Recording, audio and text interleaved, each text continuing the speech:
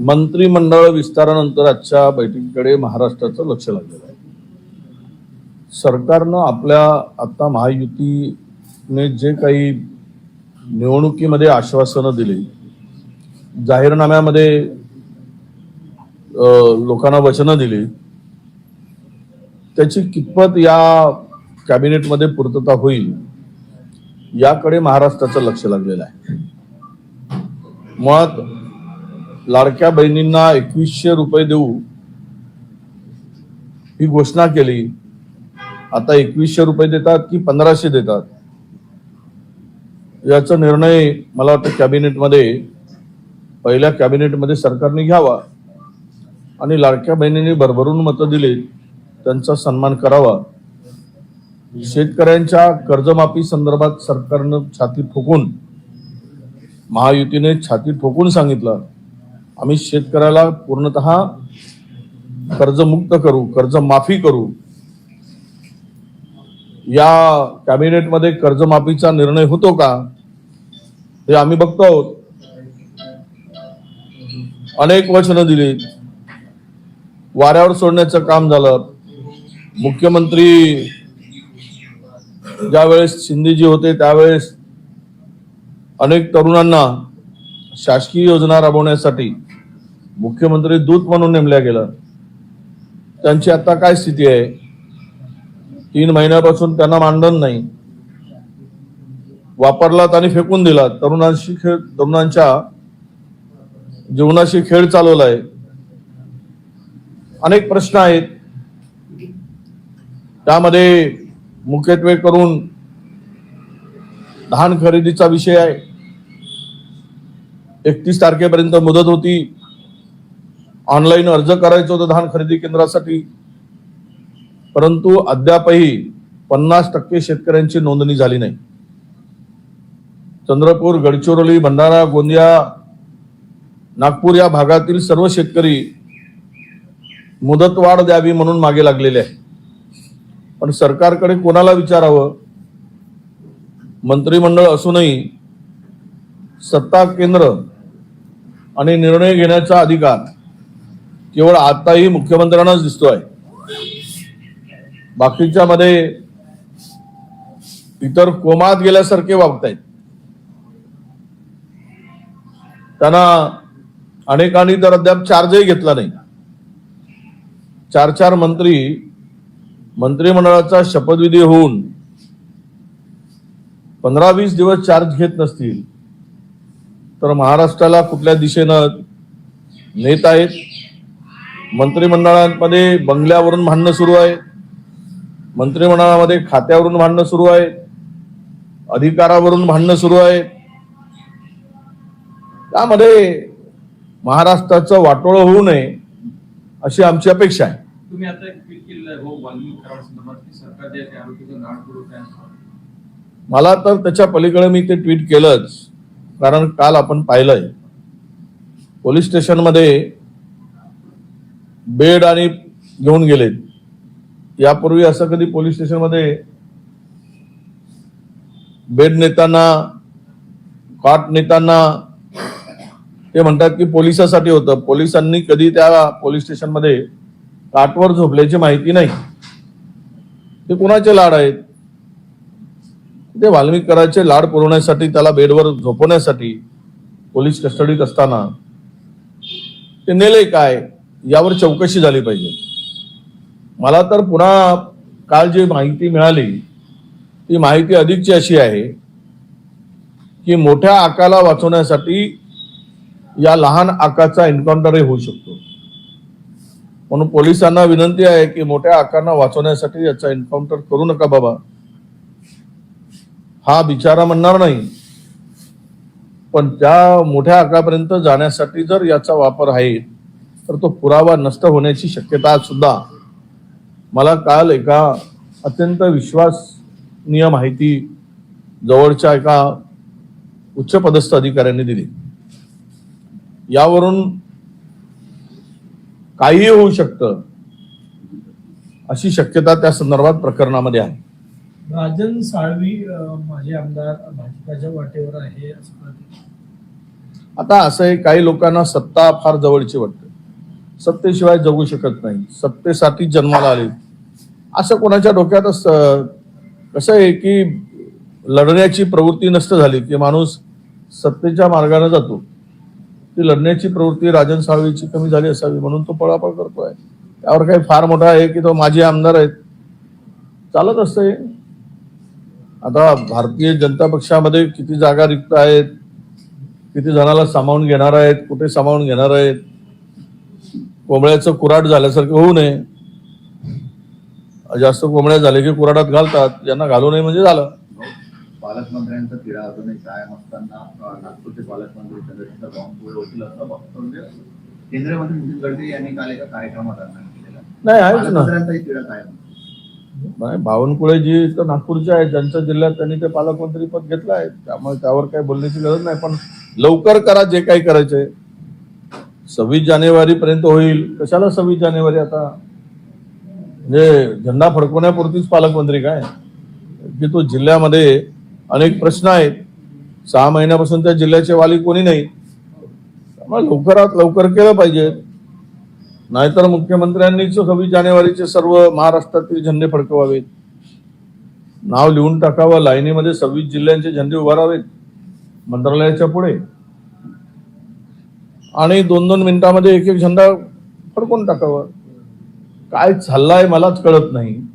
यावर प्रतिक्रिया देताना सुद्धा आम्हाला चीड येते की इतकं पाशवी बहुमत मिळून सुद्धा तुम्ही मंत्रिमंडळ धड चालत नाही, पालकमंत्री नेमले जात नाहीत, मंत्री लोक चार्ज घेत नाहीत, घरावरून बंगल्यावरून भांडणं आहेत. काय चाललंय? लोकांना वाऱ्यावर सोडून सत्तेमध्ये मलिदा खाण्यासाठी, सत्तेचं ऐश्वर्य भोगण्यासाठी लोकांनी निवडून दिलं काय तुम्हाला? हा खरा प्रश्न येतो. त्यामुळे थोडी तरी जनाची नाही तर मनाची तरी ठेवा आणि महाराष्ट्रातील जनतेला वाऱ्यावर सोडू नका. वाल्मिक कराडांनी सरेंडर केलं, दुसरे आरोपी सरेंडर केलं, पोलीस पकडू शकले नाही, त्यामुळे पोलिसांबद्दलच आता प्रश्न उपस्थित केले जात आहे. काय आहे, बीडचे पोलीस खर तर अनेक पोलीस अधीक्षकांचा जो अनुभव आहे, अनेक जिल्हाधिकाऱ्यांचा अनुभव जो आहे, तिथे नेहमी मर्जीतला माणूस, आता मला माहित नाही नवीन जो नवनीत नावाचे एसपी गेले, पण यापूर्वीचा इतिहास असा आहे की कराडलाच बॉस मानून, बाप मानून त्या ठिकाणी पोलीस वागत होते आणि आजही पोलिसांच्या भूमिकेवर 22 दिवस त्याला पकडू शकले नाही. त्यामुळे पोलिसांची प्रतिमा मलिन होताना दिसते. गृहमंत्र्यांनी याकडे लक्ष दिलं पाहिजे. त्यांना कदाचित ही माहिती नसेल या राज्याच्या मुख्यमंत्री म्हणून, गृहमंत्री म्हणून, पण जी जनतेमध्ये चर्चा आहे त्याकडे जर लक्ष दिलं नाही तर पोलीस विभागांचा वाटोळा झाल्याशिवाय राहणार नाही अशी परिस्थिती आहे. एसआयटी आज बीडमध्ये चालली आहे. नाही, मला वाटतं की सीआयडीचा तपास सुरू होता, आता एसआयटी आणली. हा तपास भरकटण्यासाठी तर नाही, एसआयटी नेमायची तर पूर्वीच नेमायला पाहिजे होती. आता सीआयडी कडून एसआयटी कडे जाईल किंवा एसआयटी स्वतंत्र चौकशी करेल का? यातून चौकशीचा फारच ठरू नये. एसआयटी नेमली म्हणजे काय राज्याबाहेरचे पोलीस नाही, राज्यातीलच अधिकारी आहेत. किंवा सीआयडी चांगलं काम करताय किंवा सीआयडीने चांगलं काम केलं म्हणून यांना नेमलं, वाईट काम केलं म्हणून नेमलं का? हे चांगलं काम करतील म्हणून. तर हे सगळं काही जे आहे यावर आत्ता भाष्य करण्यापेक्षा आरोपीवर कशा प्रकारे चार्जशीट आणि त्याला कारवाई करतात आणि तो तपास 90 दिवसाच्या आत संपवून ती चार्जशीट या खून करणाऱ्यांच्या विरुद्ध गेली पाहिजेत, कोर्टात गेली पाहिजेत, तर आरोपीला प्रोटेक्शन मिळणार नाही. नाहीतर आरोपी बाहेर येईल, पुन्हा त्याचे उद्योगधंदे सुरू. राज्याच्या आता जो कॅगचा रिपोर्ट आला 14 ते 19चा 96,000 कोटींच्या कामाचा हिशोबच लागत नाही आणि त्यातले कामं मराठवाड्यातील अधिक आहेत. त्याची जे काम पूर्ण झाल्यानंतर कम्प्लिशन सर्टिफिकेट म्हणतो आम्ही तीच मिळाली नाही. याचा अर्थ काम झालं की नाही, का बिलच काढले गेले त्यावेळेस. आणि मॅक्झिमम कामाची यादी आम्ही पाहिली तर ती मराठवाड्यातली आहे आणि विशेषतः ती यादी बीड मधली अधिक आहे. यावरून बीड किती संवेदनशील जिल्हा झालेला आहे याचं ते उत्तर आहे. काल हे मुख्यमंत्री अजित पवारांची आई विठ्ठलाकडे गेली हा, असता ते. साकडं घातलं की शरद पवार आणि अजित पवारांनी एकत्र यावं. कुटुंबाने एकत्र यावं की नाही यावं, आता एकामेकाच्या विरुद्ध लढले,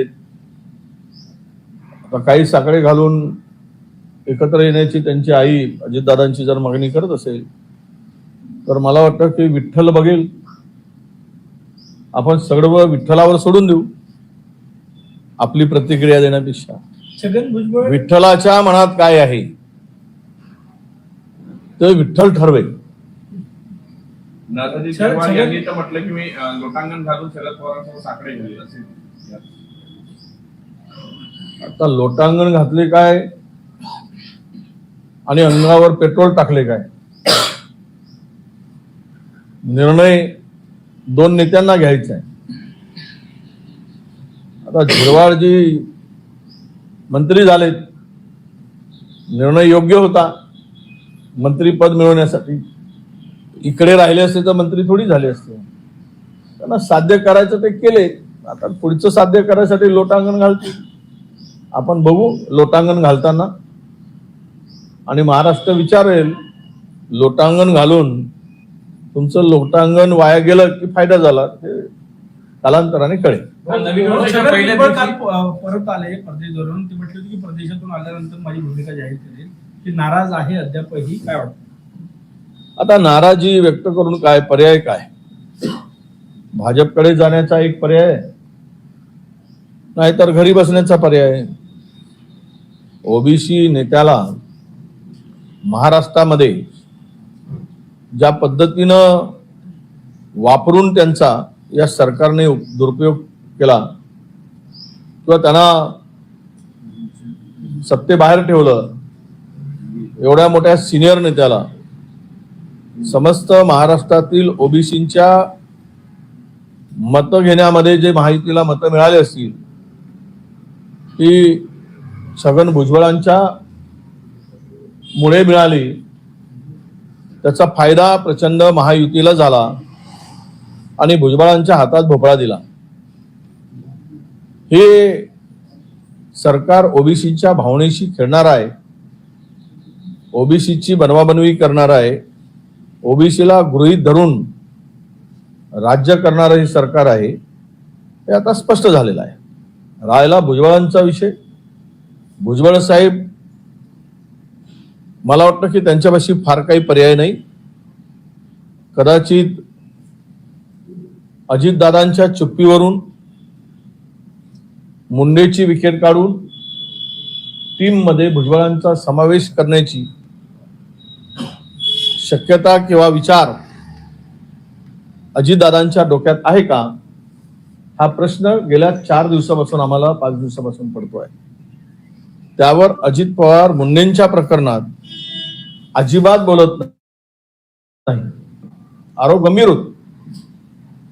तो व्याल मुलांची नावं आहेत त्यावर मी अधिक बोलणार नाही, कारण विषय डायव्हर्ट होऊ नये म्हणून. पण आता मात्र अजितदादा सगळ्या चारही बाजूने आरोप होत असताना शांत बसले. तर मला वाटतं कुछ तो गडबड आहे. त्यामुळे भुजबळ साहेबांना यामध्ये कदाचित वेट अँड वॉच ची भूमिका ठेवावी लागेल. नाहीतर देवेंद्रजीकडे दुसरा पर्याय भेटीमध्ये काहीतरी झालंच असेल तर देशाचा ओबीसीचा नेताही भाजपा करून टाकेल. तो पण पर्याय त्यांच्यापाशी खुला राहील असं मला वाटतं. मुंबई महानगरपालिकेने उद्धव ठाकरे स्वतंत्र लढण्याचा विचार करत आहे अशी चर्चा आहे. नाही, विचार करू दे. विचार करणं आणि प्रत्यक्ष सामोरं जाणं आमची पण चर्चा त्यांच्याबरोबर सुरू आहे. आणि असं आहे की एखाद्या पक्षाने स्वतंत्र लढण्याचा निर्णय घेतलाच तर त्याला थांबवण्याचं काही कारण नाही आणि थांबवूही शकत नाही. त्यामुळे त्यांचा मार्ग त्यावेळेस जो ठरेल त्यावेळेस आमचा सुद्धा मार्ग ठरेल. आजच्या कॅबिनेटमध्ये 17 जानेवारीला नागपूर जिल्हा परिषदेची मुदत जी आहे ती संपणार आहे. प्रशासक राज पुन्हा लागणार. राज्यातील अशा 5 जिल्हा परिषद आणि पंचायत समिती मुदत संपणार आहे. पुन्हा प्रशासक राज लागून निवडणुका पुढे ढकलल्या जातील. आता सरकार आलंय, कोर्टामध्ये 22 तारीख ठरलेली आहे या सगळ्या संदर्भात. सर्वोच्च न्यायालयाने 22 तारीख मला वाटते दिलेली आहे. ज्या काही 5 जिल्हा परिषदाच्या मुदत संपत आहे तर सर्वच झालंय. महाराष्ट्राच्या इतिहासामध्ये इतके काळ प्रशासक नेमलेला पहिल्यांदा आपण बघतो. 2.5 वर्ष सरकार आल्यानंतर काय केलंय? आम्ही कोर्टाकडे आमच्यावर आरोप होत होते. ज्यावेळेस सुप्रीम कोर्टामध्ये ओबीसीचा विषय होता, आम्ही कोरोनाच्या काळात सुद्धा आमचं सरकार असताना आम्ही हे आरक्षण टिकवून निवडणुका घेण्याचा प्रयत्न केला आणि घेतलेत अनेक ठिकाणी. पण आता 2.5 वर्षामध्ये किंवा 3 वर्ष झालीत आता हे होत नाही आहे. याचा अर्थ स्पष्ट आहे की सत्तेचं केंद्रीकरणच पाहिजे आहे, विकेंद्रीकरण नको आहे. या सरकारच्या डोक्यात आहे. आणि त्यातल्या त्यात कॅटेगरीच्या लोकांचा SC ST ओबीसींचे प्रचंड नुकसान आहे. त्या निवडणुकामध्ये त्यांचा वाटाच नाही. त्यांना रिझर्वेशन मध्ये आज 50,000 जागा या सर्व संस्थांमध्ये ओबीसीच्या रिक्त आहे. तर ओबीसीवर हा अन्याय आहे. हा अन्याय दिसत नाही का सरकारला? काय सुप्रीम कोर्टाच्याकडे दाखवत आहे बोर्ड? जा आणि पाठवा आणि लवकर निर्णय घ्या. महाराष्ट्रामध्ये लवकर निवडणुका लावा, ही आमची मागणी आहे. टूर्स अँड ट्रॅव्हल्स विश्वातील एक विश्वसनीय नाव मँगो हॉलिडेज घेऊन आले आहेत धम्माल फॉरेन टूर्स खास तुमच्यासाठी. एक्झॉटिक युरोप 17 रात्री 18 दिवस, साऊथ आफ्रिकन सफारी 9 रात्री 10 दिवस, नॉर्दर्न लाईट्स 8 रात्री 9 दिवस, दुबई अबुधाबी 5 रात्री 6 दिवस, व्हिएतनाम कंबोडिया 8 रात्री 9 दिवस. तर आजच आपली सीट बुक करा आणि आपल्या फॉरेन टूर्स मेमोरेबल करा. मँगो हॉलिडेज म्हणजेच अविस्मरणीय सहलीचा अनुभव. मँगो हॉलिडेज, 4था मजला, स्वोजिस कॅपिटल अतिथी रेस्टॉरंटच्या वर, लॉ कॉलेज रस्ता, पुणे 4. संपर्क पुणे 83 839 505 किंवा 80 80 81 74 54. मुंबई 83 839 503 किंवा 96 53 18 74 78.